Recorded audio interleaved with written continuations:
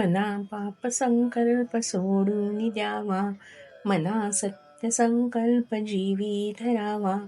मना कल्पना ते नको विषयांची, विकारे घडे हो जनी सर्वचीची. श्रीराम. या श्लोकाचा सरळ अर्थ असा: आपल्या मनात जे वाईट विचार येतील ते लगेच झटकून टाकले पाहिजेत.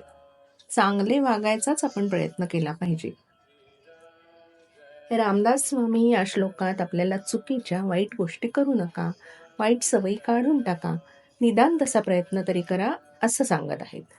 चांगली माणसं, चांगल्या सवयी सगळ्यांनाच आवडतात, पण वाईट विचार, वाईट वागणारी माणसं कोणालाच आवडत नाहीत.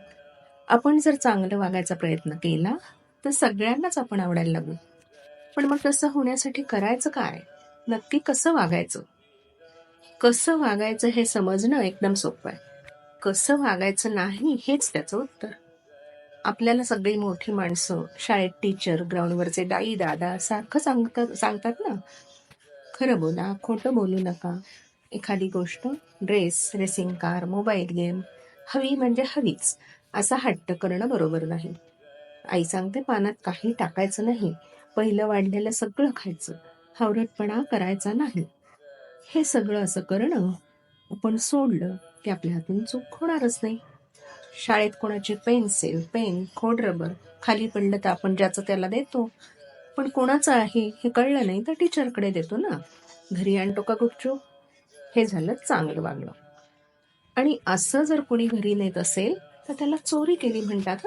ते पाप आहे, म्हणजे वाईट गोष्ट. असं वागलं तर सगळे आपल्याला नावं ठेवतात आणि हसतात. आपल्याला शिक्षाही होते तसं वागलं की. रावणाची गोष्ट माहीत आहे का सर्वांना? श्रीराम, सीता, लक्ष्मण वनात असताना लंकेचा राजा रावण याने बळजबरी सीतेला पळवून नेले. लंकेत अशोक वनात आणून ठेवले. रावणाला त्याची बायको मंदोदरी, भाऊ बिभीषण सगळेजण सारखं समजावून सांगत असत, पण तो कोणाचंही ऐकत नव्हता. शेवटी रामाने हनुमंतासह वानर सेनेला मदतीला घेऊन लंकेवर आक्रमण केलं. घनघोर युद्ध होऊन रावण मारला गेला. म्हणजे चुकीच्या वागण्याची शिक्षा रावणाला मिळाली ना, म्हणून आपण चुकीच्या गोष्टी करू नये. आणि गंमत म्हणजे रावणाचा भाऊ विभीषण सारखा त्याला समजावत होता की रावणा, सीतेला मानाने श्रीरामांच्या स्वाधीन कर आणि लंकेला संकटातून वाचव. पण आपला भाऊ ऐकत नाही हे लक्षात येताच विभीषण रावणाला सोडून रामाकडे येतो. म्हणजेच काय, चांगलं काय, वाईट काय हे त्यानं ओळखलं. पुढे त्याला रामाने लंकेचा राजा केलं. म्हणजेच वाईट वागण्याची शिक्षा रावणाला मिळाली, तसंच चांगलं वागण्याचं बक्षीस विभीषणाला मिळालं. खोटं बोलणं पाप आहे असंही सगळे म्हणतात. ते ऐकता ना तुम्ही? कायम खरं बोलावं. लाकूड तोड्याची गोष्ट माहीत आहे ना? विहिरीत पडलेली आपली लोखंडाचीच कुऱ्हाड त्याने जलदेवतेकडून घेतली. याआधी तिनं दाखवलेली सोन्याची आणि चांदीची कुऱ्हाड माझी नाही असं तो म्हणाला. दोन्ही कुऱ्हाडींची हाव त्याने ठेवली नाही. तो खरं बोलला. हाव न धरल्यामुळे देवीने त्याला बक्षीस दिलं.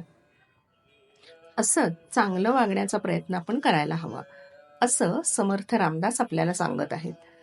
चांगलं वागण्याचा फायदा आपल्याला आणि वाईट वागण्याचा तोटाही आपलाच. म्हणून नीट विचार करून कसं वागायचं ते आपण ठरवूया. आणि बरं का, हे ऐकताना पाप, पुण्य, मोह, हाव, संकल्प असे काही शब्द तुम्हाला आता कळणारही नाहीत, तरीही कानावरून जाऊ देत. मोठे झालात की समजेल हळूहळू. फक्त चांगलं वागायचा निश्चय मात्र करूया. जय जय रघुवीर समर्थ.